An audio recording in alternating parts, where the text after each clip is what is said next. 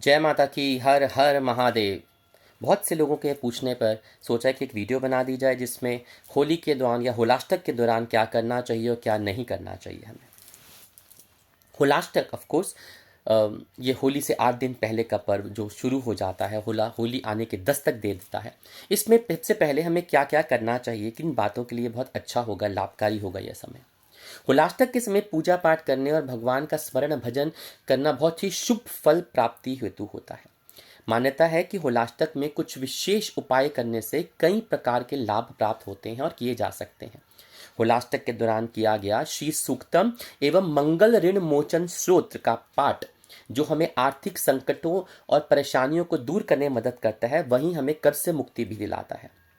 होलाष्टक के दौरान भगवान नरसिंह और हनुमान जी की पूजा करनी अत्यंत लाभकारी होती है।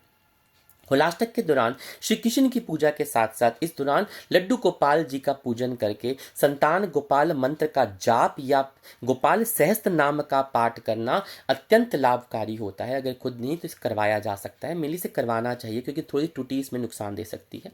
अतः शुद्ध घी और मिश्री का हवन करने से संतानहीनों को संतान प्राप्ति होती है, संतान सुख का लाभ प्राप्त होता है। होलाष्टक के दौरान किए गए व्रत और दिए गए दान का जीवन में आए हुए कष्टों से मुक्ति का बहुत ही फल लाभ प्राप्त होता है। रोग से बचने के लिए शिव की पूजा और मृत्युंजय मंत्र का अनुष्ठान प्रारंभ करवाना चाहिए और उसके बाद उसका हवन करना चाहिए। विजय प्राप्ति हेतु आदित्य हृदय स्रोत सुंदरकांड का पाठ और बगलामुखी का मंत्र का जाप करवाना अत्यंत लाभकारी और फलदायक होता है। परिवार की समृद्धि सुख शांति हेतु राम रक्षा स्तोत्र, हनुमान चालीसा और विष्णु सहस्त्र नाम का पाठ अत्यंत लाभकारी होता है। अपार धन संपदा के लिए गुड़, कनेर के पुष्प और हल्दी की गांठ या पीली सरसों का हवन करने से लाभ प्राप्त होता है। अगर कैरियर में चमकदार सफलता चाहिए तो जौ, तिल और शक्कर से इस दौरान हवन कराना चाहिए।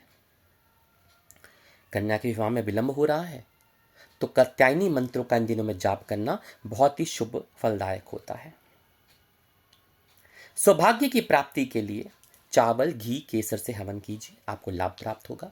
बच्चों की पढ़ाई में मन नहीं लग रहा है तो गणपति अथर्वशीष का पाठ करें, फिर मोदक और दुर्वा से हवन करें, आपको लाभ प्राप्त होगा।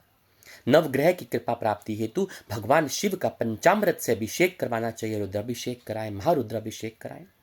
और ज्योतिष के मान्यता अनुसार अष्टमी को चंद्रमा, नवमी को सूर्य, दशमी को शनि, एकादशी को शुक्र, दशमी को शनि और द्वादशी को गुरु, त्रयोदशी को बुध, चतुर्दशी को मंगल और पूर्णिमा को राहु उग्र स्वामी में रहते हैं। तो इन दिनों में इनका जाप, पूजा, हवन, यज्ञ कराने से आपको इन ग्रह दोष से, शांति से आपको प्राप्त होती है। अब क्या क्या इन दिनों में नहीं करना चाहिए? विवाह नहीं करना चाहिए, विवाह का कोई भी कार्य नहीं करना चाहिए, सगाई नहीं करनी चाहिए, नया वाहन नहीं खरीदना चाहिए, नया घर नहीं खरीदना चाहिए, नए घर का निर्माण शुरू नहीं करवाना चाहिए, भूमि पूजन नहीं करवाना चाहिए, गृह प्रवेश नहीं करना चाहिए, 16 संस्कार जो हमारे शास्त्रों में दिए गए हैं उस वो नहीं करने चाहिए। अगर मृत्यु भी होती है तो उसके अंतिम संस्कार के लिए कुछ विशेष पूजा अर्चना की जाती है उस दौरान में। यज्ञ, हवन, होम, खासकर जो शुभ कार्य हेतु होते हैं वो नहीं करना चाहिए। नया व्यापार शुरू नहीं करना चाहिए, नए वस्त्र, नई वस्तु नहीं खरीदनी चाहिए। खासकर अगर विवाह की आपकी तारीख पक्की हो चुकी है तो उसका शुभ आरंभ इन दिनों में नहीं करना चाहिए। कोई भी जो विवाह कर दिया जाता है, लिया जाता है, या नववधु के लिए या वर के लिए जो सामान लिया जाता है वो नहीं करा, शुरुआत नहीं करनी चाहिए। यात्रा जो किसी कार्य हेतु होती है, बिजनेस के लिए होती है, नए कार्य के लिए होती है, वो नहीं करनी चाहिए। वो इन दिनों में आपको निषेध अवॉइड करनी चाहिए। आशा करते हैं कि ये जानकारी आपको लाभकारी लगेगी, आपको इससे बेनिफिट्स मिले। हर हर महादेव। जय माता की।